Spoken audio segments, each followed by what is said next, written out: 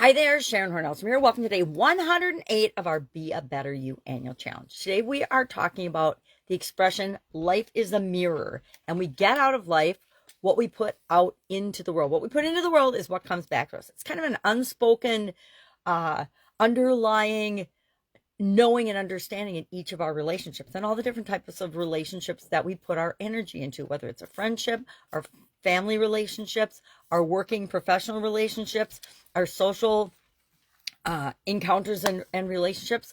The energy we put out into the world, this is a universal law. I did not make it up. And what we put out into the world comes back to us. So I'm going to share 6 ways that we can use to make sure that what we're putting out into the world is truly what we want to get back in return. But first, let's talk about how does this play out in different relationships. In our family relationships, that tends to be the first mirror that we have, the first reflection back to us, what we put out into the world. Babies cry and they get attention, right? Babies make noise and they get attention. Kids act up in positive and negative ways and they get attention. Depending on the type family you have or had, will determine what you take away from that, what beliefs, what values, what lessons learned you take from your growing up and your childhood experiences. But we learn pretty early on as humans, as babies, in fact, that what we put into the world is what we get back. And babies cry because there's something wrong and they need attention and they need someone else to figure out what it is for them. With respect to our friendships show a reflection of our values, what's important to us. We choose friends based on what we're attracted to, what's important to us. So a lot of times our friends will have common interests with us. We'll share hobbies, we'll share interests, we'll be involved in the same sports or like the same sports or the same types of activities. There are whole groups of shopping friends. Not my thing, but a lot of people, including 3 of my 4 sisters, 3 of the 4 of us, love shopping. I am the one that chooses not to participate in that very much. Romantic relationships are probably the ultimate reflection, and they tend to show the deepest part of us, our beliefs, our desires, our fears, our wounds.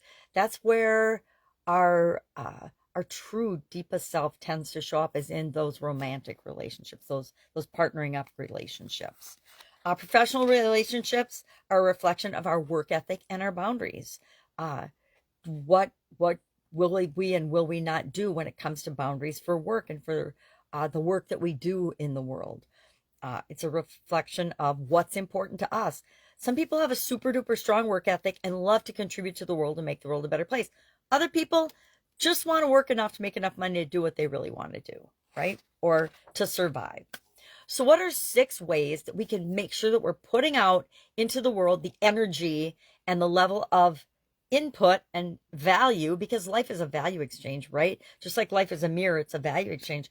How are we putting enough energy and value out into the world to get back what we want in our lives? Number 1, we need to cultivate self-love and self-respect. Everything, we don't always admit it, but absolutely everything begins with us and starts inside of us.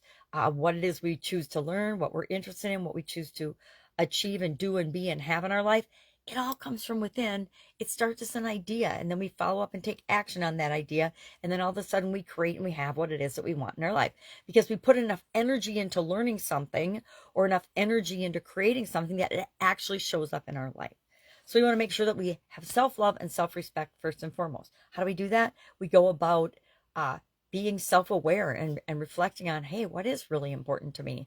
It's incredible to me how many adults of us, and I do it, so I don't count myself in that category, but don't actually consciously choose what they want to have. A thing here and a thing there, but for the overarching direction of their life, they don't choose. They just go with whatever the world shows them and they take notice of. And that's always a self-reflection of what is going on inside them. Number 2, practice empathy and active listening. We're going to probably talk about this every month this year because it affects every area and aspect of our life. I say often, people will tell me and you and everyone else everything you need to know if you're willing to use your 2 ears and listen, really pay attention, be present, reflect back what you think you're hearing them say. Because how often have you done that and realized they were saying one thing and you were hearing a totally opposite thing? Been there, done that in lots of my relationships. That's why I choose to listen actively to really know what's going on. Third, we want to communicate openly and honestly. Again, we're going to talk about this a lot because I think in a lot of areas and aspects of our world and our lives, for the last 4 or 5 years or maybe decades, we have been not being dealt with openly and honestly. And for some of us, it always rubbed us the wrong way. And it's like kind of like a breath of fresh air to see the candid behavior that's going on in some areas, and the not so candid and the continued manipulation in others. But we see right through that because it's easy if you are putting out into the world openness, honest, open-minded energy. That's what you'll get back. That's what you'll be able to see. If you're putting out negative energy, closed-minded thinking, etc., not thinking for yourself and letting other people and entities think for you, that's all you're going to see. And it's really interesting to step back and watch this all play out in our country, the United States, as well as in the rest of the world. It's once you see it, you can't unsee it. It's like one of those things when you see one of those secret picture things that you can see two ways. Once you see both ways, it's impossible to unsee both ways. But until you can see both ways, you can only see one way. That's, I think, why I love those puzzles. They're a reminder to me of that. 4, heal and let go of past wounds. We all have past wounds, right? Whether it's from our childhood, past romantic relationships, or past unrequited love, or whatever it is in our lives, or broken friendships, or people letting us down or disappointing us, or we expected something from a relationship or a person that they weren't ready or willing to give because we weren't the right person for them. But we all have wounds like that, and we need to heal those and let go of the past in order to move forward and create and put the energy out in the world that we want to create in the world. What we put out is what we get back. So if we're putting back hurt, broken, damaged, negative, sad, angry, fearful energy, guess what we're going to get back in our lives? We're going to attract that from different relationships in our life. And that's the opposite of what we want to do. We don't want to get hurt more. We want to heal from those so that we don't get hurt again. Number 5, set boundaries and protect your energy, specifically and everywhere in your life, but especially with respect to work. What I found growing up in corporate America and having my own businesses is entities will expect from you as much as they can possibly get. So jobs will expect you to do everything, pay you very little for the most part. This is my generalization. And you are always undervalued, right? As a human being, we aren't paid to be a human being. We're paid to do a specific set of tasks. And that group of tasks will continually grow and expand as long as you're willing to accept it.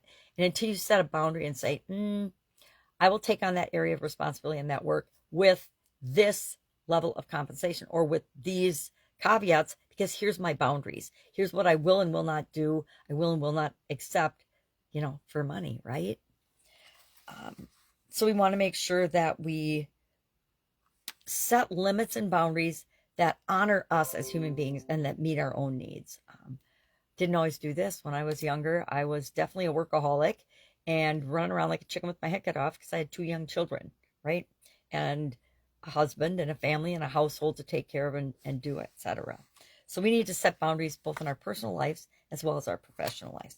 And then finally, 6, we want to lead with positivity and gratitude. We want to make sure that we're appreciating what we have that's working every single day. Why? Because that creates more of that energy in our life.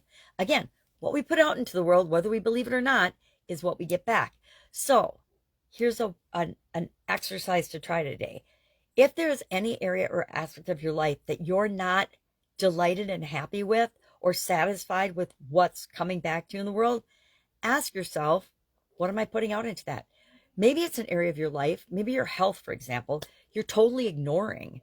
Well, guess what? If you're not paying attention to it, if you're not giving your body and your body sleep, hydration, a little movement, and the good food and nutrition that it needs, you're not going to get good results in that area. I think we've seen that a huge percentage of the population, at least in the United States, we can see, and I look at myself in the mirror sometimes, which is super duper hard in self reflection, but I can see when I'm not taking care of myself. I can see when I'm not drinking enough water. I can feel when I'm not drinking enough water. And of course, we'll talk about that when we focus on our physical well being and health. But for right now, it applies to everything. What we give energy to, what we pay attention to in a positive way and in giving it energy to is what we'll get back in our life. If we give it negative energy, we'll get negative things back. Again, universal law, didn't make it up. It reminds me of my dad always telling us girls that life isn't fair, and life isn't fair, but it really is, because it gives us exactly what we give. It gives us what we put out into the world is what we get back.